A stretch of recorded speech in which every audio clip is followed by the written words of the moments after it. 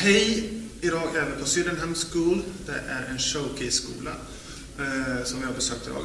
Och med mig har jag Mark Guest här som kommer att berätta lite grann om dels kodning generellt i Storbritannien men också hur de har jobbat med det här på skolan lokalt. So hi, welcome. Hi. Please tell me a little bit about the school we have been visiting today. Okay, so Sydenham School is a Microsoft Showcase school in South East London. We're a girls' school. Goes from age 11 to 16, and we're in the Lewisham, borough of Lewisham in London. It's a school that is inclusive. It's a state secondary school. We take students from all over the southeast of London, and we're a specialist STEM school, so we've got a focus on science, technology, engineering and maths. And we achieved our best results ever last year. We're in the top 20% of schools in the country. Okay, cool. So, who are Mark Guest? I know that you are an MIE expert. That's right. Yeah. Please tell me a little bit about. So, I've been a teacher now for 16 years, 17 years. I've been a teacher of ICT. I trained as an ICT teacher, and I've gradually worked my way up through subject leadership into sort of managing a large faculty, assistant head, and now a deputy head teacher.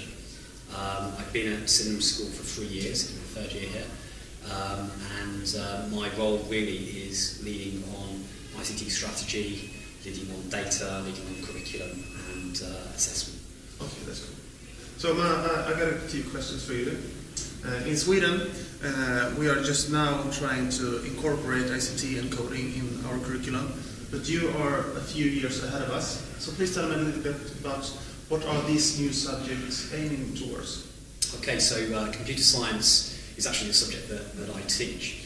As I said earlier, I trained as a teacher of ICT, so for us there's quite a big, significant change in moving from ICT, which is much more about teaching them how to use technology and be consumers of technology, to be producers of technology and to code. So there's been a big learning curve for myself and others as teachers to develop their own skills. As a school, we chose to use Python as our main language. Okay. So that's the language that we've been training ourselves in and developing. I think we now do GCSE computer science and A-level computer science is delivered through our consortium with our local boys' school. It's really all about making sure that our girls, as I say, we're a girls' school, have got the very best opportunities to move into an industry that's underrepresented by women. There's lots of opportunities for women to get into the STEM industries and into computing and coding. And we want to make sure that our girls are given the right education to make sure they can take advantage of that. Okay. Can you see other benefits from using coding in different subjects? For example, if you use coding in maths, does it spill over to another subject? Definitely. It's the kind of problem-solving aspect of it. So the ability for our girls to really look at a problem, diagnose that problem, break it down into to sub-problems, and then to keep working at it, the sort of resilience aspect. We want them to not be afraid to fail, to see failure as a learning experience, and so I think it has very wide-ranging implications for them as people. How has you been working within this school to enhance the capability of the teachers to use ICT in the normal way of teaching? Okay, so we've spent quite a lot of money at the school over the last 3 years, really equipping the school with the latest technology. So the first thing we felt that we needed to do was provide access to teachers so that they had the best that was available that they could use in lessons as they saw fit. We've then spent quite a lot of time doing professional development programs to make sure that staff know how those tools can be used in the classroom to maximum effect. It's then about getting teachers on board and getting teachers on board with that technology to make it work in the lessons all the time. So it's been used appropriately, it's fit for purpose, and it actually does impact on the girls' learning. Where it's not used very well would be where technology is just used for technology's sake, and we don't want to go down that route. We very much want it to be used in a purposeful way. So we've done a lot of work with teachers around pedagogy.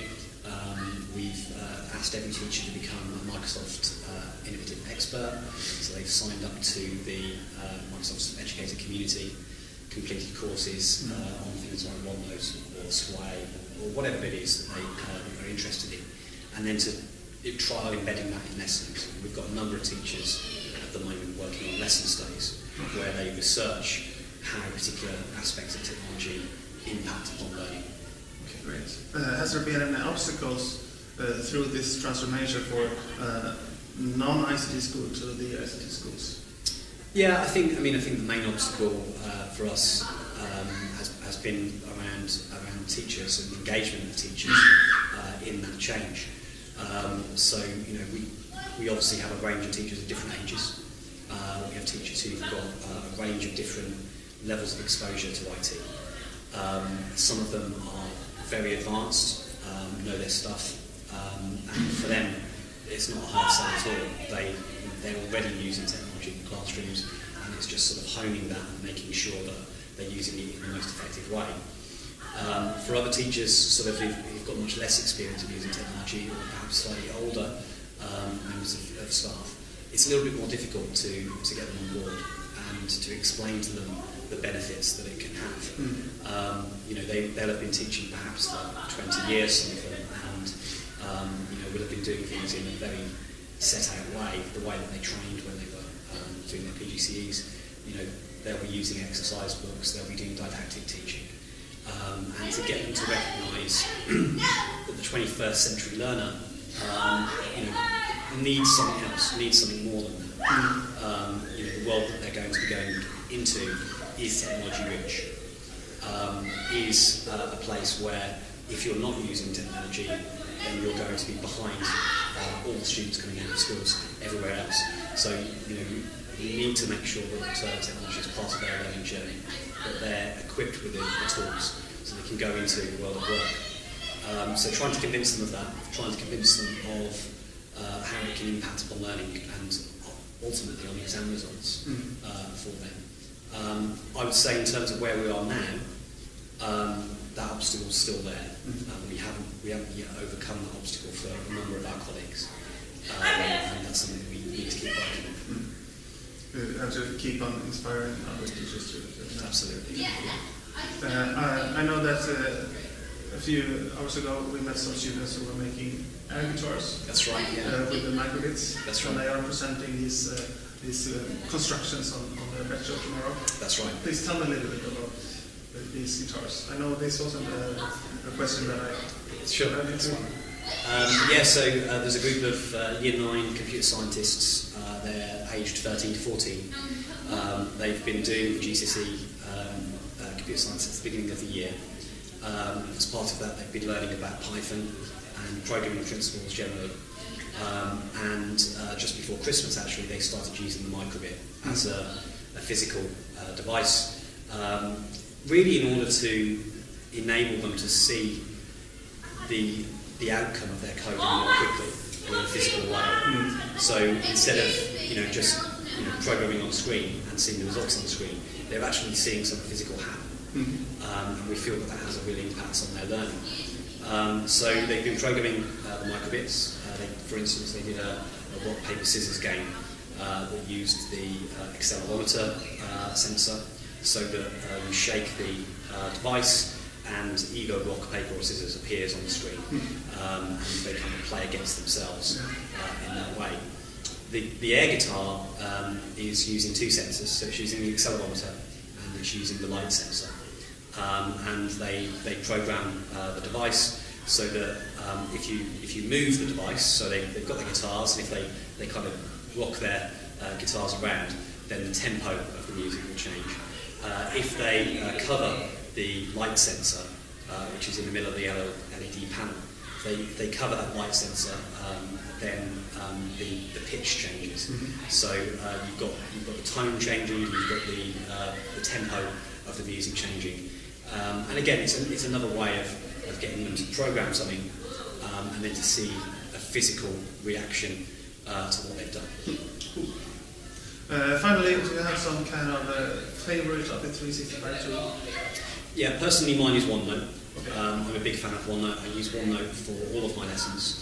It allows me to do many things. So I share all the content that I want students to work on through the content library. So worksheets, videos, any content that I want to access is in the content library. And they can go back to that at any point. So for revision purposes, they've got access to basically the whole curriculum that they've been doing with me. Through Class Notebook, they've also got their own individual areas of OneNote, which they do all their work in. So in computer science, because they're programming, it's really easy for them to snip a bit of code that they've been working on. So you're using the snipping tools as well? Snipping tool, yeah. So they use that, they stick it into OneNote. They can annotate it, either inking or text typing. They add that into OneNote onto their pages. I can then, instead of carrying home a pile of books to mark, I just take home my Surface Pro. I've got my stylus. I can mark straight onto the device. And there's lots of really good tools they've released recently, like the Class Notebook toolbar in OneNote that allows me to very quickly mark work. So if they've all got the same name, if each of the pages got the same name, then I can whiz through each student one after another, marking that page and moving on. And we have an assessment policy here which involves student feedback and use of DIRT time, which is what DIRT means now. Dedicated improvement and reflection time. Dedicated improvement and reflection time. So they use that to then respond to the feedback that I've given them. So it might be that I've asked them a question, and they don't respond to the question. It might be that I've asked them to improve something in their code, and then they can post another screenshot with the corrections that they've made. So it makes it a real dialogue between the teacher and the student.